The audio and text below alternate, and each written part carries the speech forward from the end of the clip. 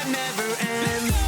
The fighter in you brings out the fighter in me. Shake it off and take your corner, time for shout out. Welcome back, fight friends, to another edition of the Shout Out Podcast. Mr. Darkside Darryl Marin, right? Got that right? Yeah, that's Beauty. correct. In the house. Awesome. I appreciate you taking the time out for this. So I had a podcast with Jason Fenton a few ago, and he was explaining how the tournament works a little bit in IFMA and stuff. And so immediately he was like, well, why don't I just get a hold of the man himself? So Darryl, thank you for taking the time out to do this today. Yeah, no problem. Anytime. Well, first of all, can you break down your gym for us? Because I've seen you fight in Calgary a few times, and I'm only now in the past couple of years because of commentating going east and west and so forth. Can you tell us where the gym's located? All the good stuff. Yeah, so we're in Kitchener, Ontario. So for people out west or out east, not really sure what that is. We're about an hour southwest of Toronto, of the GTA. Okay. So a little bit of a smaller community, smaller, 500,000 people between Cambridge, Kitchener, and Waterloo, hence the Tri-City. Right on the 401. I've had my gym here in Kitchener since 2012 now, so this is our 13th year. Before that, I was a loyal member of Mass Thai Boxing with crew Chris Q. Gotcha. Yeah. Shout out, man. That guy's a legend around here. Yeah, he's definitely a legend here too. That's it. Well, across the whole country, really.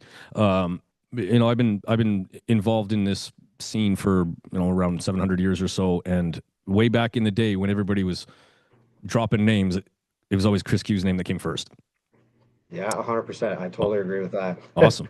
Now, I do want to talk about the tournament, of course, and just all sorts of good stuff from the scene itself, whether it be Canadian or international. But we got West Side Muay Thai, South Side Muay Thai, and Darkside Muay Thai. Where did you come up with the name? Actually, Chris gave it to me. When we first opened the gym, or even before that, he had me teaching. Chris actually got me into teaching and running a club here in Kitchener. I was at a place, we'd sign up for events, do smokers, whatever. And some of the stuff at the time, it's like he was working with one organization, I'd be working with somebody else, and they'd be like, oh, you guys are always doing the dark side stuff. You guys, blah, blah, blah. It's always easier to work with the government or work with these people or work with this group. And at the time I was like, you're young, you're trying to do your own thing. It's like, I can just do whatever.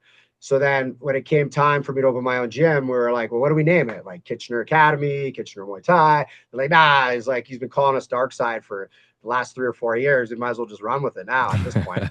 And me and my business partner at the time just took it, and that's kind of where it came from. Nice. Not to open a can of worms, but do you still, is that still a feeling like you're on the dark side?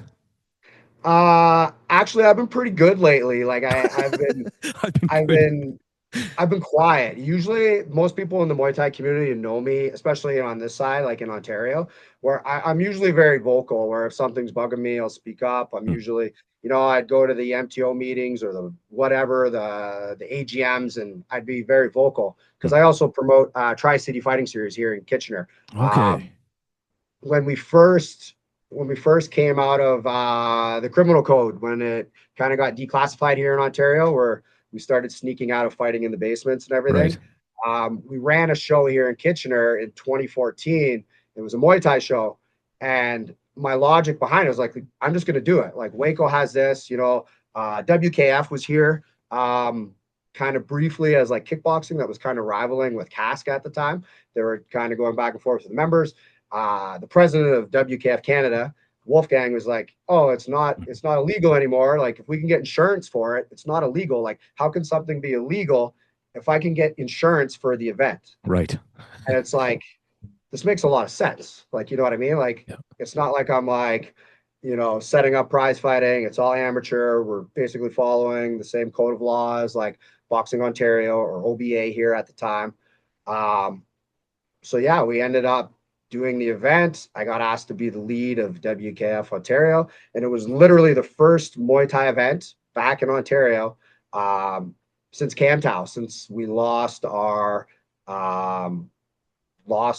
government approval to do like sanctioned Muay Thai here in the province. Right. What was happening was for CMTO, there's a lot of behind the scenes. I wasn't really sure 100% of like what was happening, behind the scenes, political, on the books, whatever. Yeah. but it's very clear when you kind of cross the line and you're like, I'm going to do a pro show on the reserve, or I'm going to go fight out on the reserve. That's a very gray area here in Ontario, where the government's like, okay, we're letting you do this, but now you're going to do this, and kind of slap us in the face. They're like, fuck you, you don't get anything. And they just pulled it. Like, sorry, can I swear on this podcast? Yeah, fuck shit, whatever you want, man. Okay, perfect. So, after that, they're like, okay, you guys want to play games? Fine. You guys, here you go. And then it came down to, after that, the few years after that, it seemed like whoever was the best at doing paperwork was able to get the approval or the PSO. And then, in my opinion, it was a very dark time here in Ontario for us, where most of my fighting career was I either had to fight with cask, where you're doing kickboxing rules, wearing booties and everything else, or you had to travel. We either had to go to Quebec and fight in smokers in Quebec. If the occasion called for it, we'd get asked to come fight out west. We were out on a few times. I fought on Gabriel Vargas' dad's show. Oh yeah. Victoria. He put on a great show out there. Never got the chance to fight Calgary. I always wanted to. There were some great fighters out there I really wanted to fight. I fought a couple of them at TBA. One of them at TBA, I believe. Cool. But besides that, it was like traveling to the States, fighting in New York. Friday night fights. Always being the road. But that's a good circuit out there. Like we got to fight New York a few times. Like that's a good circuit, man. That there's lots of action down there. Yeah, Justin does an awesome job. Well, he did. Now it's like Eddie and James. They put on a great show. I love going down there.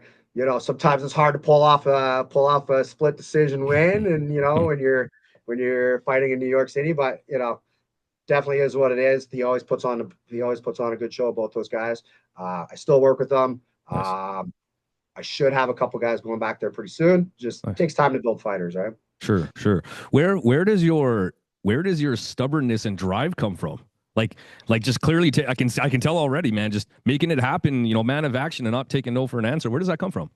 I guess pretty much from my parents. I grew up really blue collar, Northern Ontario. My dad was a logger. My mom kind of like stay-at-home mom trying to make ends meet. So you just learn, like, if you want something, you got to put in the work. Like there's no shortcuts. There's no easy answers, kind of like me running the gym, or even like me as a fighter. I wasn't the most talented. I wasn't the biggest, the fastest, but I'd always try to outwork everybody that I ever trained with and everybody that I ever fought. So that's blue collar attitude. Pretty much, yeah. Yeah, nice. Okay. So what made you decide, hey, I'm going to, I'm talking out my rear end here, but I would love to promote a sweet fight card, but listen, it looks like a absolute bitch to accomplish. What made you decide that it's time to be in the promoter game? At the time, having my own gym, it was about just getting fights for my guys. So it's like, you can take your guys everywhere to fight, but if they don't get to fight at home in front of their friends and family, like, they're definitely missing out. So when I first decided to do the show, we tried to do it a little bit smaller, which in turn, it was like a 300-seat venue that we ended up packing 600 people in, and we did 2 shows there. Then the fire marshal comes in, he's like, yo, you guys can't be here anymore. Like, the fire marshal said he's going to shut us down, and we're like, okay. So then we had to go to a bigger venue. And then the unfortunate problem with promoting, and I see it now, I've seen it forever, is that people always try to put on the best fights. They kind of lose, they're ending up putting on a show with only like 1 or 2 guys from their own gym, and they focus so much on like, oh, I only want A-class fights. I only want this. The problem with that is that it costs money, right? As a promoter, it costs money to run a show because you're paying your officials, you're paying for your venue, you're paying for your doctors. If you're renting your ring, your DJ, a lot of times you won't get the cut from the bars. And then if you're bringing in fighters from out of town, there's an old adage, especially I feel in the fight game that I was taught, that Chris taught me, is that you always take care of people that you're bringing in, regardless if they're coming in. You slide them an envelope with gas money. You pay for their flights. You get them a hotel room if they're out of town. Like, don't just like bring them in. Okay, fight's over. See you later. Thanks for coming out. Right. People aren't disposable. So if you treat people like that, then that's how they're going to treat you back. And there was a time where, it got away from me just trying to make fights for my guys to, okay, I want to put on the best fights. And then when that comes into play, the competitiveness of promoters come out, and it gets very cutthroat. Where now it's like, well, I don't want to give you my guy because I want to keep him for my show. Or they try to sweeten the deal a little bit, which you're not supposed to, but let's be real, everybody does it. You know, you'll pay the coach a little bit more if you fight on my show than your show. Or you throw like a candy cane belt at them, right? They're like, oh, you guys will come fight for my so-and-so It's a good way to say it. title, which really it's just a trophy. It doesn't mean anything. Yeah, for sure. I'm seeing that again right now, kind of here in Ontario, because we have so many shows. And there's two organizations that are like promoting shows, like competing with each other almost the same weekend from the same pool of fighters. So we have between Waco and MTO, like we have a lot of crossover where it's like clubs are doing both. Yeah. And there's absolutely nothing wrong with that, in my opinion. It's just now when you promote a show, the promoter will complain, oh, I can't get anybody, you know, no, I don't have lists for my show, or, you know, I fought on this guy's show. We sent him 5 guys. He doesn't give me anybody back. And it's like, this is, you know, so the promotion game is almost as tough as like the fight game, because now you're competing with everybody else, but except now there's money on the line. Right. Yeah. Yes, of course. Yes. There's a financial risk in doing this. Yeah. Like totally a financial risk. Yeah. Are you finding, like, let's be real here, man. There is like, there's so, coming out of COVID, I've said it a million times, there is so many fight cards out there. God bless. But I can, and it happens here too in Alberta, but I could definitely see the problem of like people stacking shows. And then if you're on the tail end of that, you have nobody available. Is that a real issue at the moment, or do you see it down the future? Yes and no. Like at the same time, if you put like, here's the reason why people will put 20 fights on a card, basically just to sell tickets. Like there's not really any other reason why you'd want to put a show on with like 20 fights, because you're going to sit there for like 8 hours before, like for the most part. You know, I've done some like stat research for my tournament and stuff. You're going to get through 4 fights an hour, 5 fights tops. And then if you add like a quick Ramoy, you know, sealing the ring, you may even be pushing 3 fights an hour. Right. Yeah. So, that's kind of what happens. And most people will want, like most promoters want a fight card, like a solid fight card of like maybe 10 to 12. And like whenever I've made a show, 10 to 12 is the perfect number. Because you're there for like 4 hours, things don't drag on. My last few shows, I kind of did Thai style where I put the main events in the middle. Oh yeah. So that, you know, these are all my like top fights, are like fights like 6 and 7. Did you, was it noticeable? Like after they were done, did the crowd leave? Like was there a noticeable effect having it earlier? Usually, because those are the guys that are like selling your tickets, right? Right. So we've had fights too where like we stack like an A-class card with the let's say a girl from that I've flown in and a girl from Cambridge. Next thing you know, there's like 40 people left in the crowd, and it's like dead for your main event. Like, where did everybody go? Right. So we kind of like to, for me anyways, I like to like keep my bangers in the middle, and it builds to that presence. And then after that, you know, if people leave, whatever, it kind of is what it is. Sure. Yeah. And is that a system that you continually use, or like that you like to do? That's one that I like to do. Some other promoters, especially if they're getting cuts from the bar, I guess, like usually I do my shows. There's like a small nightclub here in town. You know, I'm not a big fan of just like, let's just, you know, hold a show in my gym or hold a show in like a basketball court or something. Like, you know, let's make a night of it. You know, if we're gonna have a club show, you know, let's, you know, have people come out, have some drinks, enjoy their night, bring a date, you know, which is perfect. Yeah, cool, nice. I love it. That's great. Yeah, because it used to be like that back in the day. You know, like sometimes, let me speak for myself. You'd find out you're fighting somewhere, and you're like, "Oh, that's a good party place." Like you're more excited for the after party than you are the fight. Yeah. You know what? Whenever I fought on Friday night fights, or even going down to Warriors Cup now, they do it in like a bar, and they have that atmosphere where it's like the crowd is always into it. You know, you splash a little bit of alcohol, you know, and there's like a fight going on, like people get pumped up, you know, the Thai music's playing. It just has that ambiance, right? Yeah. I always found the best shows, even if there were average fights, if the crowd was lively, you know, the fights just went from like, you know, 2 guys with full gear fighting C-class. This is like an A-class main event now. Now the fighters are getting fed because the crowd's pumping them, and then, you know, it just makes everything more exciting. Yeah, nice. Now, when I got to speak to Jason Fenton, he was saying, and I'm probably butchering this, but I'm sure you can definitely help us. But IFMA just happened, And so we were talking about some of the results and things from the past, how they're different than they are today, and all that good stuff. And of course, we talked about CMTO, the Canadian Muay Thai Open. And I didn't. And by the way, I get all your emails. Don't get me wrong, I do. But how did you decide that you were? I'm going to run this tournament. This is going to be the qualifier. If you want to go to IFMA, you're coming to my tournament. Where the hell do you start to make that decision? So it wasn't about all that at first. Okay. So in the beginning, it was about, you know, like I said, when I first started, we always had to fight out of province. You know, I've been going to the TBA tournament since 2009. Yep. Nice. I fought there. I've won A-class titles there. I've brought coaches there.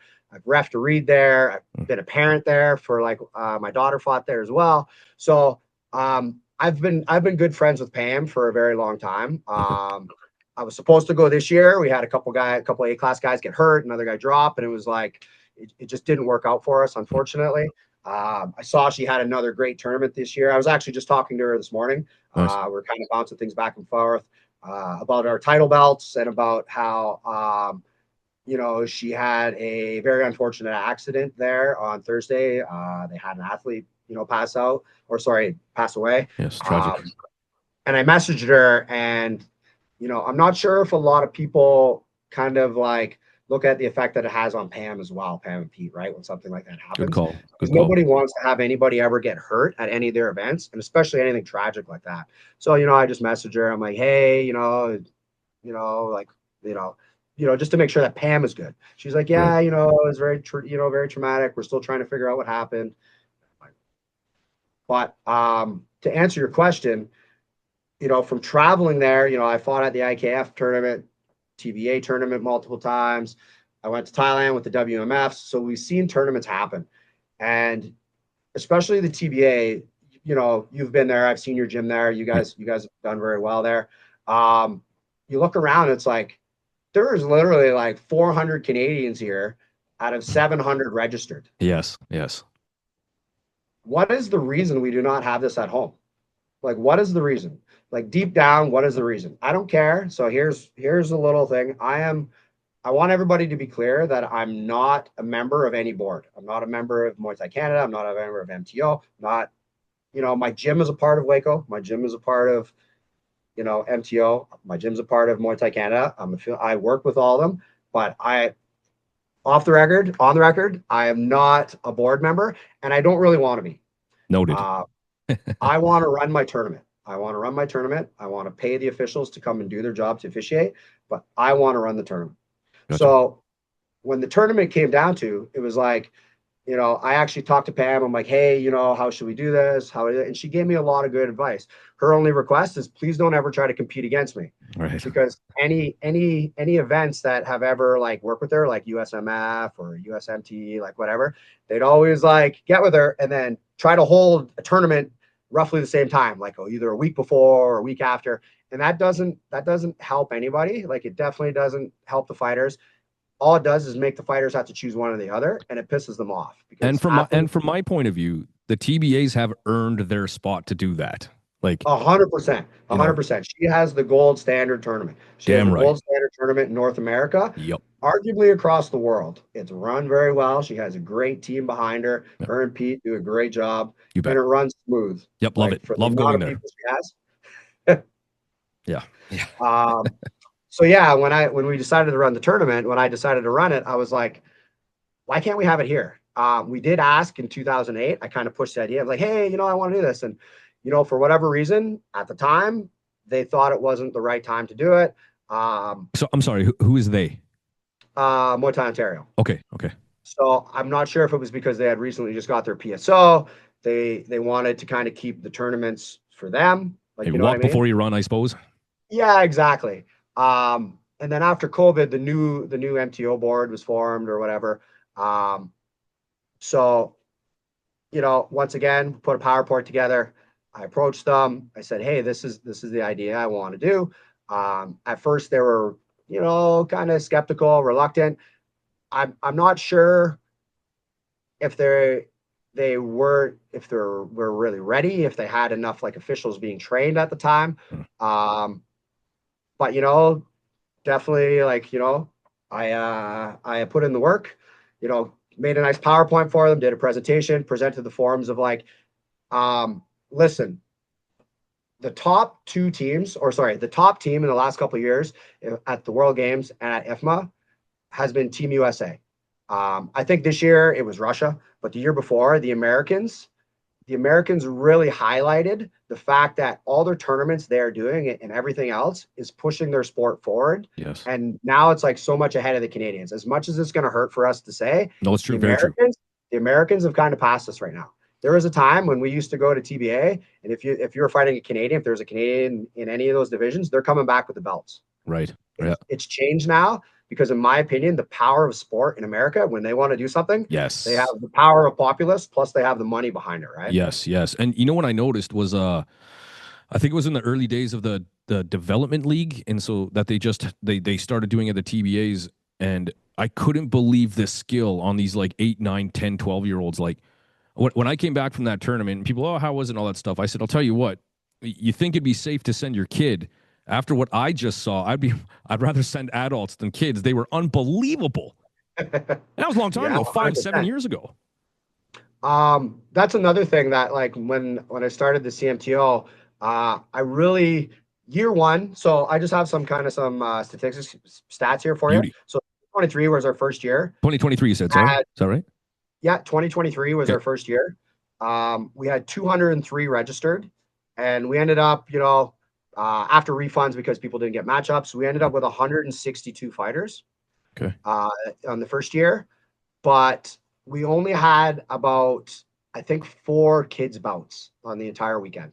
Oh, okay. So that was something that kind of really stuck out to me. And it's like, we don't have that development league here in Ontario, or even much here in Canada, where a lot of times, I think here in Ontario, they can't start competing till 8 or 9. Okay. So I approached Muay Thai Ontario, Muay Thai Canada, and I was like, listen, I want to do a youth scrimmage, which is very similar to the youth development league they have in the States, but I'm not doing it unless I can start at 6 years old. And they're like, oh, it's too young. It's too young.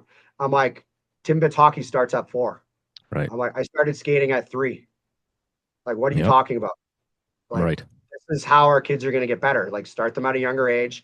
No head contact. Let them focus on their skill sets. Yeah. I teach them how to score properly, how to land their kicks, how to check, how to move, how to work their footwork. So last year we ended up having a youth scrimmage, which I think we had about 60, 65, 70 kids registered, which fed into the tournament. So it was like, you have to have your building blocks, right? Like you have to have your Timbits hockey before you can play minor hockey, before you play AAA, before you go to, playing in the CHL and then on to the big show. Mm-hmm. But if you're missing any of those steps, you're going to get stuck. You know what I mean? Mm-hmm. Like you're going to get guys that don't start Muay Thai till they're 19. Okay, well, you're going to take them to WBC World Games, or you're going to take them to IFMA, to wherever you're going to go. It doesn't matter, right? You're going to fight Ukraine. You're going to fight Russia. You're going to fight Thailand. Those kids are starting at 6. Yeah, they're almost retired. Their skill set is so far ahead of us. Yeah. Like, you know what I mean? Yes, for sure. Yeah. And it's really showing in the sort of Eastern Bloc countries. Holy cow, they're on fire the last few years here. Russia, Ukraine, Iran, a lot of countries are really pulling through. It's funny you said that. I had a kid show up here right when the war started. He's been with me for about 3 years now. He was a Ukrainian champion. He came here. He's 10 years old. The kid's got like 40 fights. He's 10, right. And it's like, how is this possible? And he's like, oh, we fight like every weekend in Ukraine. Right. I'm like, this doesn't happen here in Canada. Like there's literally no one for him to fight. So it's unfortunate that he has to wait like a year in between opportunities. Right. Right. I could take him to the States, but he doesn't have his PR yet. I see. Yeah. Gotcha. What was, when you decided to take this on and once the wheels were in motion, I would imagine the paperwork and organization must be unbelievable. Did you know, is it a task? And at the time, was it more than you expected, less than you expected? It's definitely a lot of work. Like we do need a good like support staff, especially, sending out the emails, doing the videos. I have a good, her name's Dana. She's like a second in command right now. She like, when I need things done, she's like, Darryl, stop, stop being lazy. You got to film a video today. You have to put this video. People are asking about this. We need to answer this. I have another girl, Tara. She's doing a lot of the mid work with our spreadsheets behind the scene. Most of my support staff does come from the gym. So we can all kind of like work together. We see each other. We can run ideas by each other. Right. You're all in the headquarters. Yeah, exactly. Yeah. Makes sense. So 2023 now, for your first tournament, was that an IFMA qualifier? No, it wasn't. So the whole concept, like I said, was like we wanted to have a TBA for the North or the TBA for the East or the Midwest. So we decided to do it in August because June is TBA, right? July has always kind of been IKF, regardless of where it's been. I think it's in Vegas this year. It used to be in Orlando and Florida quite a bit. August was kind of WKAs on the East Coast, but it never really got traction. Right. So we decided, like, let's pick August. Okay. What are we running the risk of if we do the show in August? Well, summer vacations. Yep. Right. Fighters fight. Fighters are going to fight. Doesn't matter if they're fighting in August, they're fighting in September, they're fighting in January. Most gyms will lose their rec members. Yes. Right. Yep. But the fighters are going to stay in and train. So another challenge is like, if I did it in any other month, okay, from September to May in Canada, what is going on in any large venue and anything big enough to hold 3 rings, right? Like the ice is in for hockey. So it becomes such a challenge to find anything big enough to hold such an event. So it was like, okay, well, it looks like we're doing it in August. It's still nice here. We're only about an hour and a bit from Niagara Falls. So, if people want to come, they fly in, they want to do some tourism stuff. We're an hour from Toronto, we're an hour from Niagara. Like everything's kind of close here. Kitchener-Waterloo is cheaper too. Like hotels are cheaper, parking's free, food's cheaper. You don't have to go downtown Toronto and get gridlocked. Right. Things are pretty accessible here. But yeah, in 2023, the first idea was like, let's make people come for the belts. So that kind of still is, the gold standard. Is like, we want people to come for the belts. It is an open tournament and it's the first kind in Ontario. Because we did it in 2023, where people from out of province and out of the country can come and compete for the belts. So again, this year, it's like each year I try to make the belts a little bit better. I think I got my buddy back here, actually. It's really shiny, though. Can't quite see it. Oh, there it is. Yeah, it's heavy, too. So nice. It's like, you can see, like, we're not cheaping out here. Oh, there we go. Yeah. It's got nice felt on the back. Wow. This year, all the athletes are going to get carry cases, too, with the belts. So nice. That's kind of like what we want the fighters to come for, right? Gotcha. We want to take care of them. We want to make sure they're coming for a nice, good trophy to bring home with, or a nice, good belt. And the main thing was like, it didn't matter if my tournament had 100 people or if it had 400 people. We want everyone to have a very good experience so that they want to come back. Yeah. Gotcha. So from tournament number 1, like you said, there was PowerPoints. Obviously, you put a lot of work into this before the wheels were in motion. Was there already a plan? Was it like, let's do one and let's see? Or were you already like on the motion of this is something we're going to do a lot every year? Well, there was like, I did the first one. And then, before the second one even started, like I said, we got about 200 registrations. And I'm like, this could be something. So I decided to kind of put my cards on the table before I even had permission. And I made posters for the 2024 event. Okay. So I made posters. I already picked the weekend before I even sorry, can't say no. I didn't even ask Muay Thai Canada or MTO. I just picked the date, put the poster, and handed it to them. I'm like, Drew Dillon is the president of Muay Thai Ontario. Looked at it. He's like, oh, you didn't want to see how the first one went through? I'm like, nope. See you there. All my cards here. I'm like, because this is the best time to advertise for next year because everybody's already here. Right. So in 2024, we ended up having 323 fighters registered. Nice. After refunds, it was about 261 that came and competed. That's an extra 100. yeah, the tournament grew. So, we had to add another ring, which adding another ring is more expenses as well, right? Because you have more rings, more doctors, more officials, more refs. All so expenses go up. Yeah. This year, we're on pace. We're about the same as we had last year at this time, but I added an extra day. So hopefully we kind of get that 400 mark. But we'll see where it goes. Hope for the best kind of thing. Traditionally, we get the lump sum of our registrations, like in the last 2 years, usually about the 7 weeks, pretty much from here on into the tournament. Right.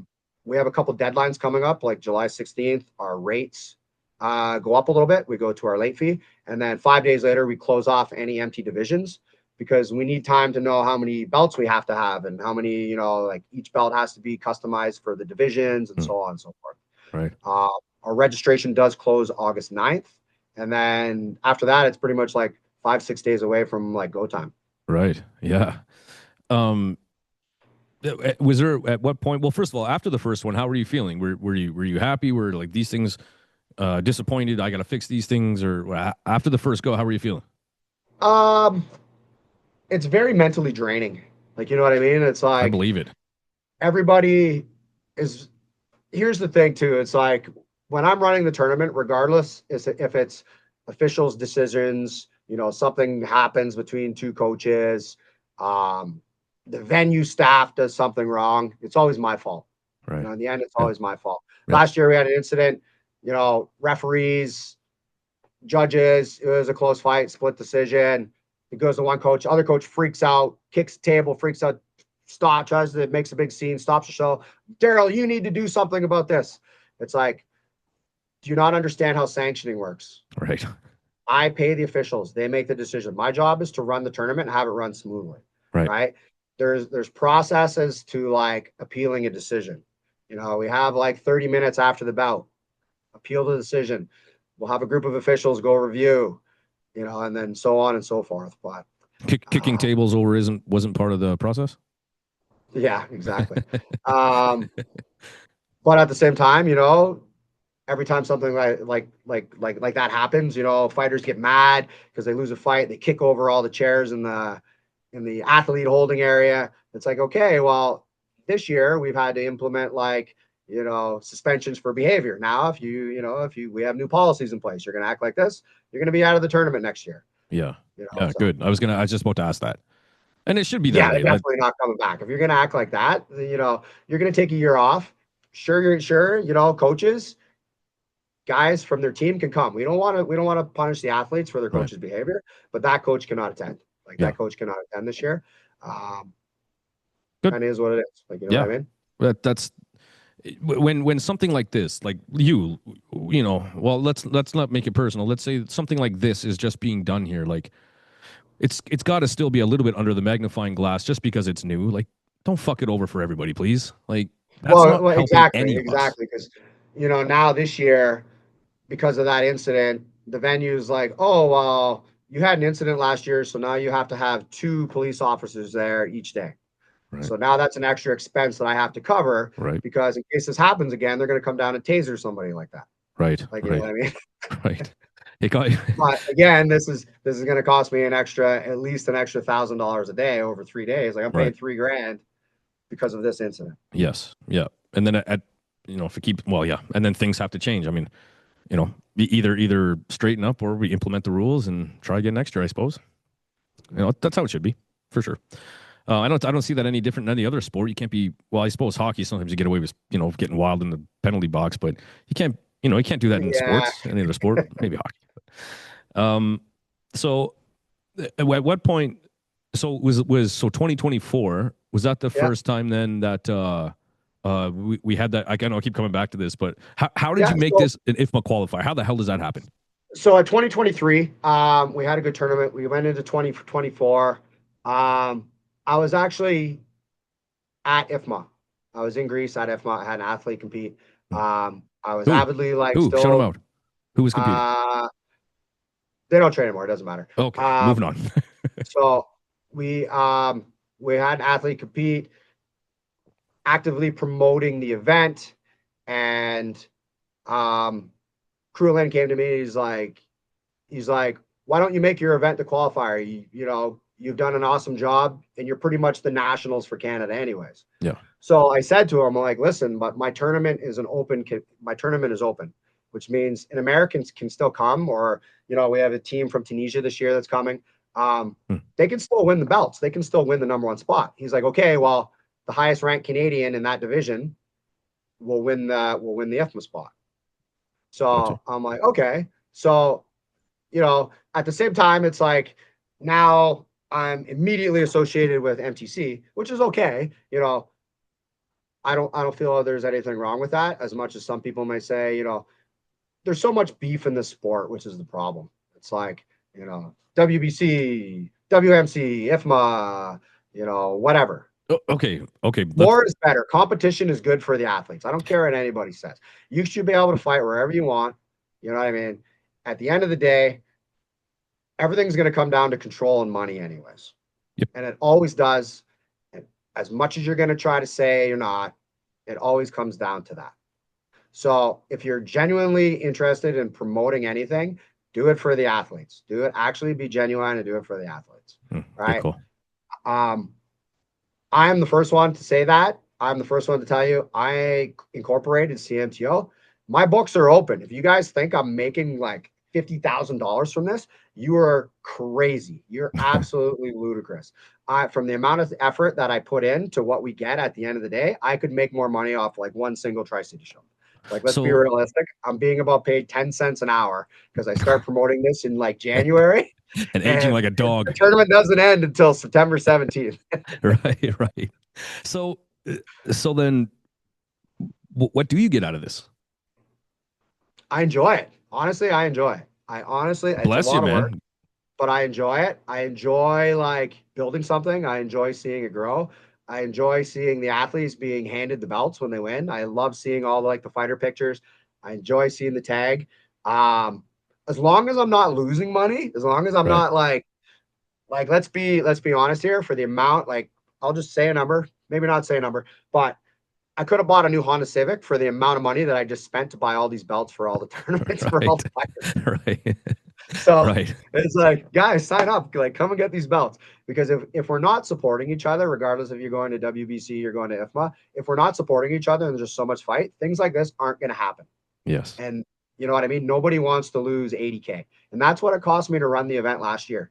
The event last year was $80,000. Because if you look at, you know, you have all your doctors, you have, you know, your venue cost, I have to rent all the rings, the expenses, the sanctioning, like everything just keeps adding up and it snowballs. And then you look at the bill after, you're like, holy fuck, like spending money like it's growing on trees. Yeah, unfortunately. But you know, the thing about running the tournament is a little bit different than running a show, is that all my expenses are dependent on registrations. Right. So if you have 100 fighters, that's maybe 1 ring for 2 days. You have 200 fighters, that's 2 rings for 2 days. You have 300, you have probably 3 for 2 days, which we had that last year. And it was pushing it. Like it was like some nights, you know, Saturday night was starting to run late. It's like, I almost need this extra day, especially if I even had 50 more fighters registered. Like we would have been going into midnight on Sunday, which nobody wants to do that. Right. With that being said, that's another reason why we don't offer refunds. And that's why Pam doesn't offer refunds, because it's like, you know, we're taking all the risk for an athlete to come in, and it's about time that athletes should take a little bit of responsibility for their own like actions leading up to an event. Right. You know what I mean? If you're sparring like an idiot 2 days before the event and you give yourself a concussion and you pull out, let's say if you're holding a show and you have 2 fighters that are selling 30 tickets, right? Yep. And then this guy does something. He decides to go ATVing with a buddy the week before, right? And he hurts himself, right? This is costing the promoters money. So this is one reason why we don't give refunds. Kind of is what it is. Yeah, right? I But signed this up. is something that all the athletes agree on when they sign up. Yeah, consider it a contract, just like any other fight. Oh, 100%. Like, let's say if I get drafted to the NHL and I'm playing for the Montreal Canadiens and I decide to, like, you know, go ride my dirt bike and take some jumps out and I break my leg, like, pretty sure the Habs are going to be pretty pissed at me and they're not going to want to pay me. Yeah, without a doubt. Yeah, for sure. um, how I don't know how to say this or ask, but like you're very much like, hey, listen, man, you come look at my books and whatever. Yeah. You get shit or something? Like, you get hate or what? You know, what's going on? I sometimes I find it's like people maybe a little reserved, or people crack jokes. It's like, oh, you're making a ton of money off the tournament. I'm like, bro, like for real, like you guys have no idea how much work this actually takes. And I credit anybody that has done it in the past. I Sure. credit like, Michael Reed when he did the nationals, like, you know, there's times when he was running it here and people would stress on him and yell at him and do this and that. And until you start doing it, you don't actually appreciate the amount of effort and amount of time that it takes. Like, you know Right. what I mean? Right. Especially when all of us are trying to, we're trying to run our own businesses. We're trying to have whatever extra time we have to our families Yep. or, our girlfriends or whatever. Right. Yep. Yeah, for sure. Um, well, and from my point of view, like I don't know, maybe it's just an old way of thinking, but if you're the one doing all the work and you happen to make a lot of money, I'm not saying you are, but if that anything, tying shoes or whatever else the hell you want to do, good for you. You're the one putting in the effort. You should get the rewards. I mean, how does life not work that way? Like, am I crazy? Totally. Oh, no, I totally agree. But Hopefully one day, hopefully we can get to that, that legendary 1,000 registrations like Pam has. But the first few years are definitely like learning curves. There's sometimes you spend money on things that like, did I really need to do that? Like, did I Right. really need to spend $3,000 on catering for the officials over the weekend when Right. most of them just ate like a salad wrap or something that day? Right. Yeah. Yeah. Yeah. Exactly. Um, um, how did this grow so fast? I have an idea. Like, listen, your email campaign's fucking unbelievable. Well done. But did you know? Like, you clearly have a system here that's working. Going, from 0 to 100. Like, how? Um, How did you know this was going to work? I didn't. I didn't, and I still don't. It's like you kind of just have to have faith in the community, right? Hmm. Even though I find Ontario is very, very, very divided, um, I feel like I have to have faith in seeing all my friends over the years at TBA and Mm-hmm. be like Mikey from Southside. Me and him are really close. Some of the other gyms that have been going to these events for years, it's like, hey, bro, like I'm thinking about trying this here in Canada. Like if I do this, like, would you come? He's like, yeah, absolutely. And then sure enough, like I think Mikey won the top of team last year. Or Right. no, it was London. I think Mikey got it the year before. He had the most people registered. Nice. So there's a few gyms this year that have like, yeah, I'm bringing 12 guys. Well, you don't have 12 signed up yet, so I'm kind of getting scared. I can see the numbers, just so you know. Yeah, yeah, yeah. So that's one thing that we've done too, and I've been very transparent on that. Is that I like having people see how many people are registered, how many like who's in their division. Yeah. Uh, Sometimes me as being a promoter, because as much as it's a tournament, I try to be neutral with everybody. Yeah. I also like to like poke the bear a little bit, where it's like, Sure. hey, why hasn't anybody signed up to fight this guy? Like, you guys must be afraid of him. Like, I know Right. this guy's A class, this guy's A class, this guy's A class. What, you guys don't want to lose to this guy? You're just gonna let him have the belt in the national team spot? And then it's like, you know, Yeah. Yeah. Sure, man. Ruffle some feathers. Let's go. oh, 100%. Yeah. 100%. Yeah. What when this thing became, how much extra work did you have to do to make it an official IFMA qualifier for Team Canada? It was kind of already there. It's more like paperwork stuff behind the scenes. Like, you know Yeah. what I mean? To like researching fighters is always key, where it's like, okay, this guy's trying to register an A class, but he doesn't have enough fights. Is he doing it to be in a, especially the kids, you have to watch the kids and the teens a little bit. I'm Mm. like, is he registering this in hopes of jumping the line and like not getting a matchup because he's jumping to A class instead of being in B class? Oh Like, yeah. I've seen that a little bit where I've kind of like, no, buddy, like you only have 8 fights. Like you're not going to go there and hoping that you get the bypass the line if you have nobody. Right. Um, Greasy. eh, Listen, that's what I'm saying. Listen, I'm not you. is it That's though, me. or is it being smart and playing the game? Come on, that's greasy. Hey, good on you for um, trying. Don't get me wrong. yeah. And then, A lot of it's just like being in constant like contact with like MTO, MTC.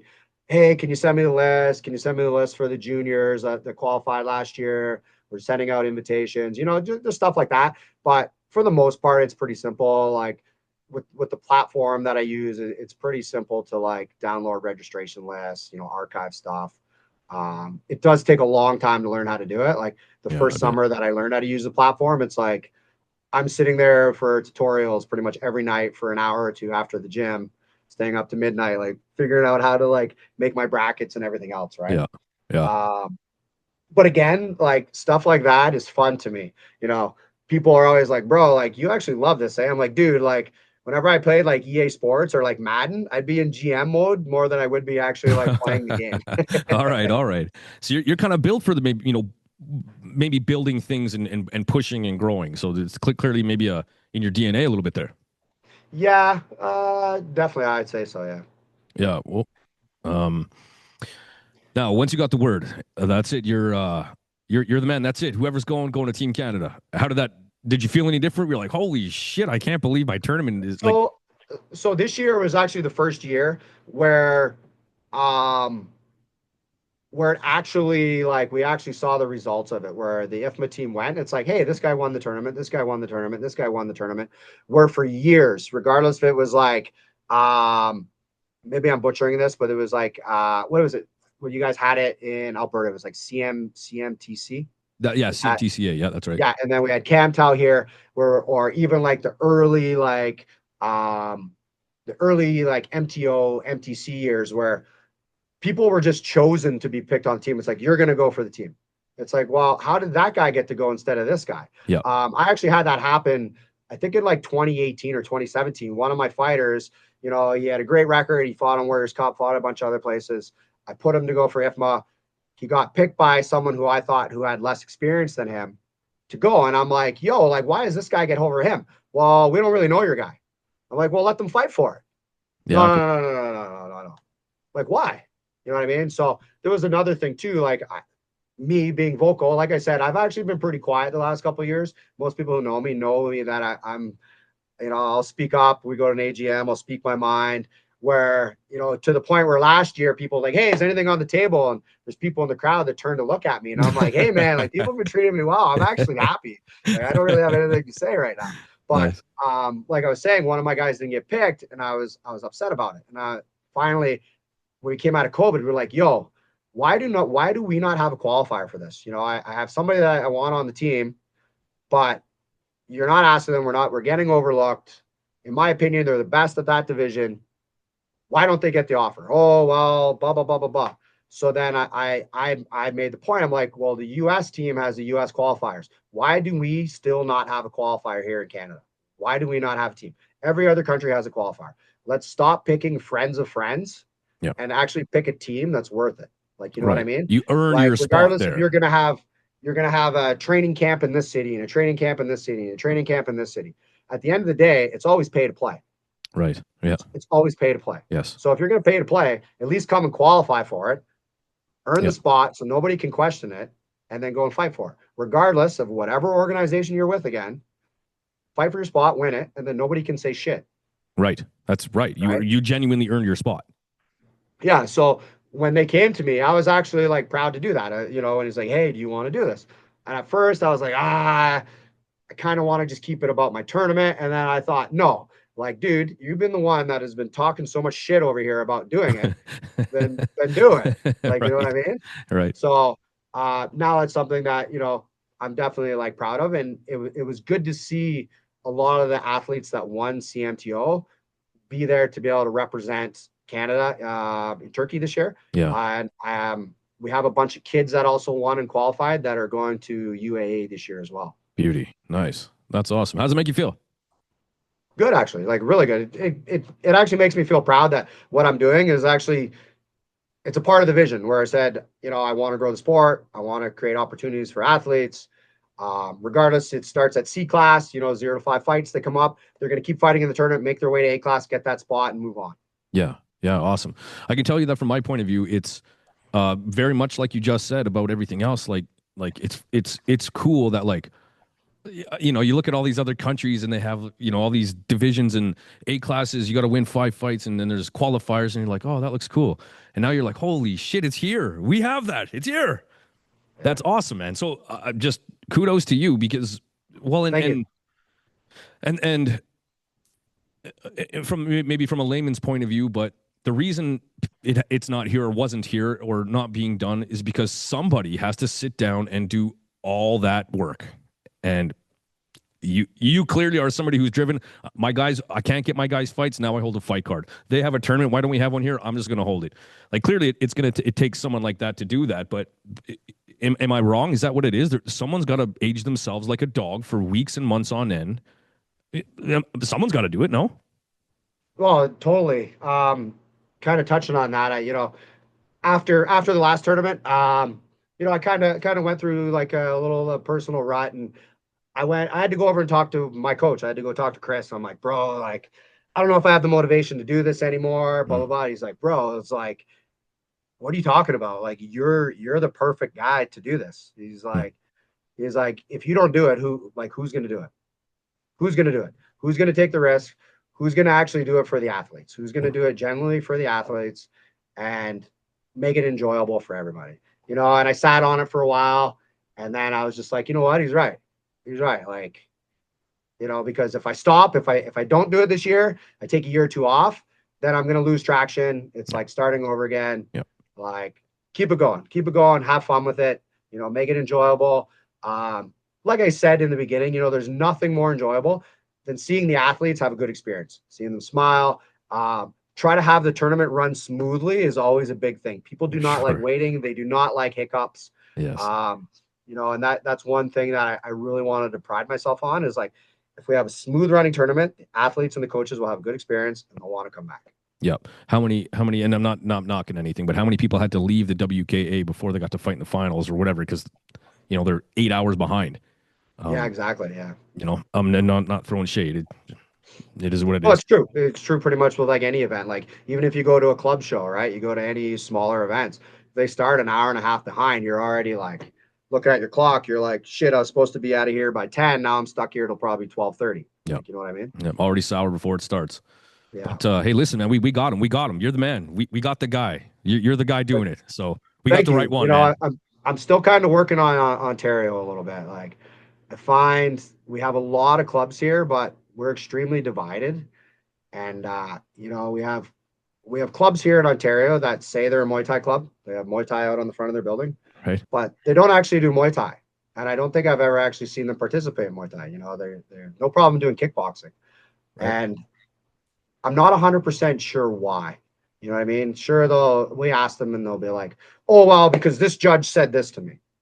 It's like, buddy, it's like this happens everywhere. Right. But I've never, like, maybe, you know, does this happen a lot in Alberta? Do you have a lot of clubs that call themselves Muay Thai clubs, but don't actually ever do Muay Thai anywhere? Like, they'd rather fight like kickboxing, or to me, it's like a massive like imposter syndrome here. You know what I mean? You know, we have a tournament here, I would say no. Regardless of like whatever your affiliation, if you're a Muay Thai club and this tournament is an hour away, like, you should be here. You should be here to prove yourself. Right. Like, to me, it's crazy. And, you know, it's just like, there's such a back and forth between the two organizations. It's like, oh, well, we like them because they do this. Well, we like them because they do this. It's like, listen, I don't care about your affiliations. I like Muay Thai. So when I held my tournament, I wanted it to be a Muay Thai event. I didn't want it to be a kickboxing event that was pretending to be Muay Thai. Right. Yes. And that's me being absolutely blunt. And people will probably comment and be like, oh, well, Darryl, you don't know shit. Da, da, da, da. Yeah, that's fine. But I'm just calling it how I see it. And like I said, I'm not on anybody's board, and I don't really want to be right now. How do we bridge that? Well, maybe I'm wrong, but does a lot of the division come from I'm only guessing. I got no idea, but there's such a concentration of clubs in areas. And is it also, is part of it lineage? Like, definitely 100%. So, you know what I mean? you kind of know, like, everybody kind of knows, but nobody says things. But at the end of the day, I'm busted. I'm blushing. But leadership changes. You know what I mean? Yes. Like, leadership changes. There's there's not one person calling the shots anymore. Mm. So people have to understand that. And it's like, whatever happened to you 5 years ago, you have to like, when do you stop and look and say, I have a vision for my club, I have a vision for my athletes? Is what I'm doing right now a part of that vision? If I say I'm a Muay Thai club and I'm only doing low kick, I'm only doing tatami fighting, am I really a Muay Thai club? Am I really what I say I am? Right. You know what I mean? And I'm not even talking about coming to my tournament. I'm talking about, I don't see these guys at TBA. I don't see these guys anywhere else. You know, you're only in this little puddle, you know, it's like insert city name, Muay Thai, but we don't do Muay Thai. So to me, it's like, I don't even understand the logic there. Like, so why not just call it kickboxing then? I don't even understand the logic. Exactly. Like that's what I'm trying to get at. So it's like when we reach out to these clubs, it's like, hey, you're a Muay Thai club. We have this event. It's really close to you. You're really cool. You guys can come and, you know, win titles, all different divisions. Oh, no. We only work with this organization. Why? I don't understand. I honestly don't understand. If it comes down to pricing, the Muay Thai organization is actually cheaper. You know what I mean? Yeah, I guess it is. I guess it is what it is. And I know this question is going to stir the pot, but I'm also a promoter, so that's my job to stir the pot right now. Sure. To question people and to put it out there. And I think it's only going to affect the people that didn't plan on coming anyways. So. Right. and just from my own point of view, listen, I'm just asking questions. I have no idea. So that's why I asked. I was actually kind of looking forward to this question because I was going to release a video about it last week, and then when you reached out about the podcast, I'm like, I'll save it for that. Nice. All right. We can get some more ears on it. It feels, Ontario feels very tribal. 100%. It's so cliquey. It's like we have a group of people that try to like rebel, and then if they can't get their way, then they join this other organization that almost just lets them pay to do whatever they want. And then these are just my opinions. People message me, probably be like, bro, you don't know what you're talking about. You're an idiot. Yeah, maybe. But this is what we see from the outside. Then even in the Muay Thai community, we have like small groups of people that will only work with others. And at the same time, there's a person or two. I don't want to throw any shade. I don't want to call any names. There's a person or two that I won't work with because they've done things to me in the past. And it's like, oh, you burned me before. Go fuck yourself. True. Like, you know what I mean? Yep. Just kind of the way that I operate. No, that's fair, man. But at the same time, it's like, since I started doing the tournament, I've tried to be a little more political where it's like, okay, I'll send guys to this guy's show. I'll send this person to this guy's show, you know, try to be a little bit more friendly with it. But for the most part, like when you're seeing people hold events, you'll see the same kind of like cluster of 10 gyms work together here. The same group work here, the same group work here. Yeah. I know, I don't know the details, but obviously there's some infighting between organizations, and do you get any of the organizations asking you to not do this or please don't do the tournament, or you know, like do you get any of that friction from some of the other any of the 3-letter organizations? Honestly, I actually haven't.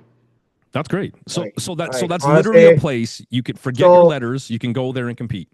Here's the reason. Yeah, like for my tournament, like I don't really care if where you fought before. Like we go to Warriors Cup. It's WBC sanctioned. Yeah. Okay. I go down there. I'd go to Alberta if it's WBC sanctioned, but for me to bring out an amateur fighter, I don't want to pay my own way for an amateur.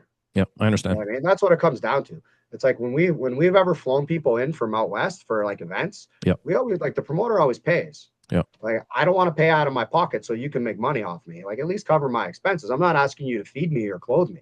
Yeah. Like just like cover my flight, and then, you know, I'll bring guys out there and compete. There's nothing wrong with that. Nope. We've had that option before, you know, when Mike Miles has ran shows, he's offered, you know, it just didn't work out. Yep. You know what I mean? Sure. So that happens too. That's kind of the reason why I don't go out there for that. But, you know, we went to Quebec. We've done the ISKA stuff they've done out there. Like, yeah, well, it's good. Right on. To me, again, it's just opportunities for athletes. You know, letters and sanctioning bodies. You've seen it for how long? You know, you've been in the sport, myself as well. They're all interchangeable. It's always the same. It's the same athletes, the same gyms competing wherever. Yeah, that's right. Yeah, you're right. And you come from a unique perspective of gym owner, coach, fighter, promoter, you know, tournament. Like you come from a perspective most people definitely don't. You know, most people don't check that many boxes. So it must be interesting to wear all those different hats. Right now I'm the promoter. I'm not happy. Now I'm the coach. And, you know, like, where do you think Ontario can come together a little bit? So the combat, I don't know if a lot of people know this, but the combat sport law has actually changed here. Okay.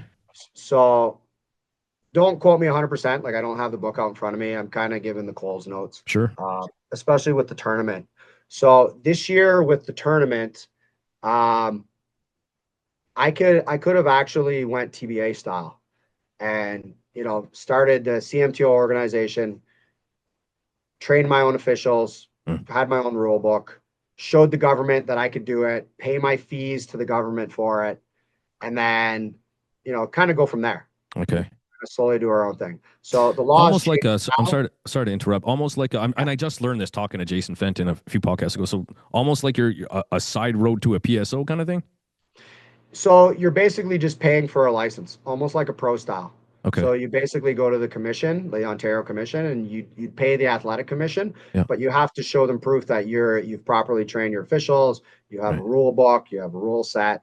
I think you guys in Alberta are still on the almost like the city-state rule, right? Where, you know, each major city or each city has its own sanctioning body, correct? Yeah, yeah. We were saying, yeah, you could, you know, you drive 15 minutes outside of the city and you got a different set of rules, different commission kind of thing. Yeah. Did you guys got shut down in Edmonton though, didn't you? From that, what happened? From what I was told here is that Edmonton's like, nope, we're done. Well, and I'm sorry, Edmonton, but there's been a few incidents up in Edmonton. And yeah, so I hear rumblings. I know nothing about nothing. I hear rumblings that there's a provincial commission on the way or coming or something. I've only heard rumblings. I don't know if that's true, but I do know that Muay Thai Canada has been out there and they have been like really pushing to do the same type of thing they've done in BC. Yeah. As well as trying to get Quebec too. Quebec is a very like infighting province where it's like everybody's always fighting with each other. Again, especially in some places, it always comes down to like memberships and control, right? And it's the same thing in Ontario. It's like I feel like a lot of the infighting always comes from, you know, the organizations looking for membership numbers. You know what I mean? It's like, well, if you go with them, these guys are no good. You go with them, they're no good. Bring all your guys to us. It's like, well, and depending on this is my opinion. It always just comes down to memberships and money. Well, and the more, you know, I keep calling, you know, 3-letter organization sanctioning bodies, the more your gym is going to have to keep paying those fees, you know, like 100%. I could see how that could get expensive for a gym and a member. But I mean, it kind of is the same wherever you go. Like if we go to New York and we fight on, you know, Warriors Cup, I think it's Gamma now. Used to be WKA, it was ISKA. Like you go there, you got to pay your fee you got to be a member of, you know, this organization to be able to fight there. And the cornerman fee and coach fee. 100%, yeah, for sure. So when people register for our tournament, that's the only additional fee. Is that like anywhere, at least, you know, with Ontario, we are paying when you register as a coach or an athlete, at least it covers your like, you know, provincial insurance with the organization. Nice. Well. Yeah, that's good. Yeah, perfect. Yeah, wow, interesting. Ontario, I'm learning about you. that, you know, kind of going back to that like commission, there was a brief instance where I was like, you know what, like I've ran official courses before. I've done all this when WKF was here in Ontario before MTO was here. I actually ran their official courses. So it's like, well, you know, I know how to do this. And then I stopped myself. I'm like, do I really want to do that? Do I really want all that extra work? Right. And I'm like, so I called Crew Dillon, the MTO president. I'm like, listen, like, I know I can do it like this. You guys have been good to me. You guys give me the opportunity to do this. You know, as long as you guys aren't going to try to burn me or, you know, try to make me pay out of my ass too much, like I have no problem continuing to do my event under your sanctioning because like I said, they've been good to me and, you know, they've definitely kept me happy. So, well, isn't that how that works? You know, everybody gets their back scratched. I'm happy to support you. You know, Yeah, 100%. Yeah, for sure. Cool. When it's all said and done, let's call it 25 years down the road, what would you like to see the CMTO be? Um, Maybe not 25, but you get the idea. Down the road, several years. yeah, you know, I've I've kind of always wanted that like TBA for Canada. Like, you Yeah, know what I mean? That's always been my like the beauty about TBA. It doesn't matter what organization you go to, what state you're from, what country you're from. You go down there and you have opportunities to compete against people out of your like out of your circuit there. fishbowl, so to Yep. say. Like, you know what I mean? Hmm. And I'm kind of really hoping for that here in Ontario, and to give it like we have such a big market of like Muay Thai gyms here in Ontario. Yeah. Quebec as well. You guys are a little bit further away, but I know you already have some gyms registered for CMTO. We have some Beauty. gyms reaching out. Francois from Elite. Elite, he's got some guys registered already, Beauty. and a couple other gyms that have reached out. We got Pacific Top Team from Kelowna.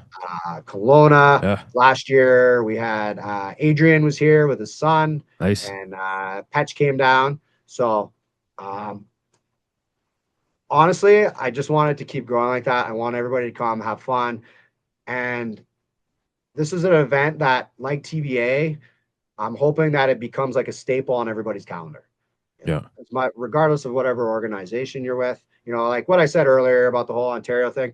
I'm just stirring the pot. You know, I've been Sure. I'm Sure. friends with everybody, regardless Sure. if I bust their balls because they only do kickboxing events. Like Right. whatever, like to each Right. their own. If that's where you're happy, that's where you're happy. Yeah, of course. But I definitely would love to see the event keep growing, have more kids. Yeah. Seeing the ladies divisions grow last year from having like 5 fights the first year or 6 fights the first year to having like 30 women's champions last year was amazing. Beauty. Giving out a bunch of kids belts and seeing the kids register and more kids fights this year in MTO because of the tournament. That's kind of my vision long term. Like, you know Nice. what I mean? Beauty. So Yeah. it's not really about any organization. It's about Yeah. the tournament. It's about the fighters. It's about the athletes. Because who knows? Who knows, right? Like within 2 years, we could have a huge shuffle, and there's a new alphabet organization come in and a new sanctioning body that I'm going to have to go and pay to run my tournament with. Right. I get now. I see now why earlier you were saying, listen, I'm not part of any board or nothing. This is my tournament. Everybody can come. I get you. That's good. Nice neutral ground. Just come and do Muay Thai and enjoy yourself. Yeah, like I see these gyms where they're like, "Oh, well, we're the best." Well, are you? Okay, well, here's your chance. Like, here's your chance. Well, that's it, man. We got a place. If you are, I'll see you in August, I guess. Yeah. Awesome. Now, so when's the actual date of this tournament? So everything's tentative. So this is kind of what scares me is that, like I told you before, is that the tournament, everything is dependent on registrations. So right now we're tentatively scheduled with our check-in day to be the 14th. We Okay. changed some stuff this year where like IFMA or like I'm not sure. Some organizations do this. Some organizations you only have to weigh in once, and then you don't have to weigh in for the rest of the tournament. Yep. So we're trying to get rid of like the weight cuts and this is kind of our preventative measure to like hoping guys aren't counting a lot of weight is that we make the athletes compete or weigh in every day that they compete. Nice. That seems to start to be the norm. Yeah. This year we don't want like we're getting rid of them weighing in on check-in day. So on check-in day, they'll come in, make sure they're at the tournament. They can change divisions if they need to. They get their tournament lanyards and like passes for the event. Our first competition day will be on Friday. Okay. And quarterfinals for all the larger divisions will be on Friday. The semis will be on Saturday, and then the tournament championship day will be on Sunday. Nice. Awesome. And now you talked about a price raise coming up here soon for registration. When's that? Yeah, so that's it goes from $189 to $249. That comes on July 16th. So another thing that I've always wanted for the tournament is that I want to keep it accessible. So for the last 3 years, like since this year, we haven't raised prices. It's been the same price every year. Nice. Even with inflation, the costs go up. I'm trying to make it accessible for everybody. And maybe next year, if inflation keeps going, I may have to bump it up maybe $5.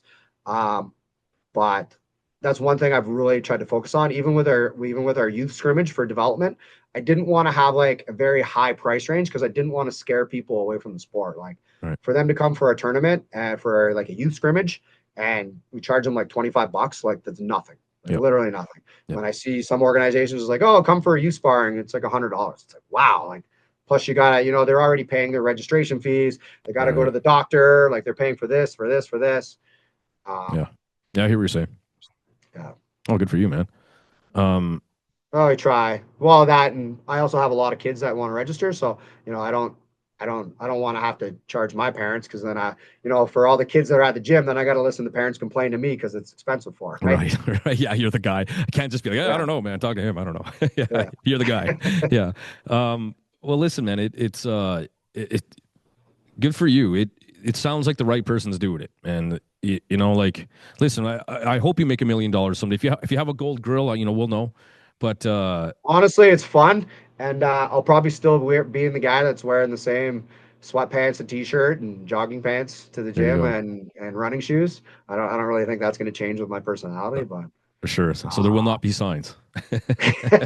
hopefully the tournament just gets nicer and nicer every year. Yeah, there you go. I always ask just before the end here. Sorry. So when is registration cut off?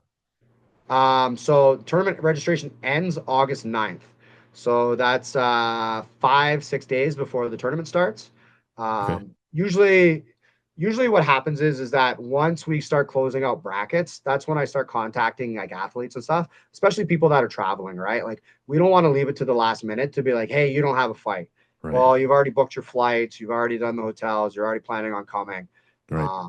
So usually once I close brackets in July, we try to start reaching out, making some bouts, moving things around, kind of keeping everybody. Again, it's just about, being proactive and making people want to come back. If I try to hold it to the last minute and then, they show up, I'm like, oh, sorry, you don't get a match. Like people are going to be pissed off. You bet. I would be. Yeah. Yeah, definitely. That's one thing that we've been very proactive on, is like letting people know if they have a matchup, keeping things up front. I don't hold the registrations list back. If you register for our event, you can see who's in your bracket. You can see if there's anybody close so that you can reach out and be like, hey, this guy's here. Do you think he'll take this fight with me? And it's like, oh, well, sure. Like I'll reach out and see what they want. Nice. Awesome.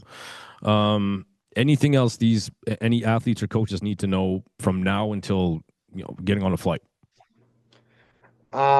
Just make sure you have your blood work done. So blood work's good for 1 year. Coaches, get your police checks done. We want to make sure our athletes are safe. Juniors, vulnerable sector stuff. So, dude, it sounds like you. Besides that, it's just paperwork, man. It's just paperwork. Train hard, come in, fight, keep an eye up. We're going to be doing some more giveaways on our CMTO stuff. Cool. So, it sounds like there's no stone unturned, man. You got them all.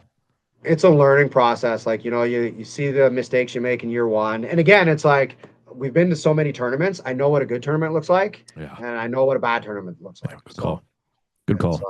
And being smart enough. Straight up, I'm like, you're the gold standard. If I can copy you, like, I'm going to be messaging you every day. Well, that's what I was just going to say. I'm being smart enough to be like, hey, listen, you're doing what I want to do. I got some questions for you. Show me what you're doing.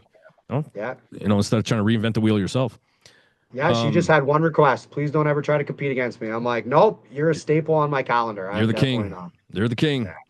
Yeah. All right, man. Just before we close out the show, I always ask the same question, but who are your 3 top favorite fighters of all time and why? Number 1, Pet Bunchu. Pet Bunchu. Muay Cow fighter. I love clinching. Muay Cow fighter. Even when I still go back to Thailand, even though I'm in my 40s now, I still love to go to FA group and book a private with Patch and talk to him and nice. See him being a matchmaker at one is awesome. So Patch, he's also a friend in Thailand. Number 2, even though I'm not a southpaw, I love Yodsun Kai. Oh man, he's one of my of all time. Yeah, I loved him a lot, and I guess my 3rd would be Superlek. Everybody loves Superlek. Sure, and he was here. He was here at my gym a couple months ago, so it was great to see him. To see one of your idols in person and see how fast he was when he moves on the floor. I'm like, oh my god, this guy is so good. Yeah, it's funny. Excuse me. It's funny watching them on TV, and then you see them actually with your eyes on the dance floor, and you realize, oh, I just can't do that. You watch them on TV, oh, okay, he does this and does that, but once you actually see them move, you're like, oh boy, I see. I guess I do have one more. Let's do it. UFC fighter, Valentina Shevchenko. Oh, nice. Let's be real. Absolute sniper, left hand. I copy every southpaw fighter from her style. And she Beauty. was an IFMA champion too. That's right. Damn right.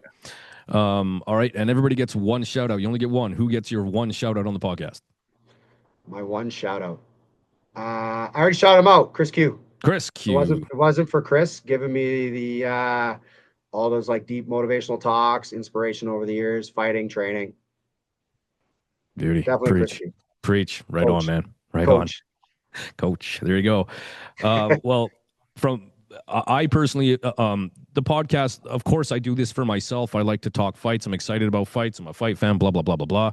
And in saying that, of course, I do this for me. But I like the idea that as it's very recently, that clearly I have a Canadian following, and I'm happy to help promote Canadian Muay Thai. I want to see it grow. I want to see us not be angry with each other. I'm just proud and happy to be part of it. And in saying that, I see you doing the same with this, and very similar. Listen, I want to see people happy. I want to see it grow. And so I just want to say thanks for putting in. Listen, it takes me 13 minutes. I timed it today, 13 minutes to set this up, not 13 months to plan for a tournament. So I personally would like to say thank you for sticking your neck out there, risking a lot, finances, reputation, all that sort of stuff, for making this happen. Thank you very much. Thank you. Yeah, so if you want to bring a team, you want to come visit me at the tournament this year, we'll have a seat right up at the command center for you if you want. Nice. All right, man. Well, now I got to see what I can do here. Awesome. Athletes, coaches out there, listen, it really took me talking to Jason Fenton to be like, no, we have a place. If you think you're the man, the woman, there's an actual place for you to define that and then carry on past that. This is an exciting thing for Canadian Muay Thai. Oh, yeah. Oh, yeah. But come win these belts. Take them home with me. Or take them home with you, sorry. There you go. Pack light in case you win that thing, or you're paying extra for carry on. Anything before we're out of here, sir? Nah, just, gym owners, athletes, just be true to the sport. Pretty much that's it. Organizations, the politics will come and go. Just really enjoy the sport. Athletes, you have a short window of time. So, when it's done, it's done. Take advantage of it. Do as many opportunities as you can. Beauty. We have a place, athletes, coaches. There's a real place, not to win obviously a national title and to carry on. So no more talking who's the best. I want to see everybody there. I really will. I'm going to talk to my wife, of course. Got to talk to the boss. But I genuinely bring her with you. You guys, if you guys want to stay an extra day, I'll take you to Niagara Falls. I'll talk to the missus, I promise. No problem. All right, sir. Well, listen, I appreciate the talk. I love what you're doing. I love that this is here for Canada, and you're the man putting it together, and we clearly have the right man on the job. So thank you very much, and congratulations, sir. Thank you. I definitely appreciate that. All right, sir. Hey, listen, I know we talked about after the tournament. I said, hey, maybe we should do it after the tournament. And you were like, yeah, I probably need a break for a bit. But if at all, man, we want to come back on and talk more and let us know how the tournament went after, I'd love to have you back on. Yeah, for sure. 100%. Awesome. All right, guys. Darkside Darryl, the man behind the CMTO. Get your way there. That is the TBA of the North. So I want to see everyone out there. I'll try to be out there with you. All right. Thank you very much, Darryl. I appreciate it. Yeah, no problem. Cheers. Talk soon, sir. Bye.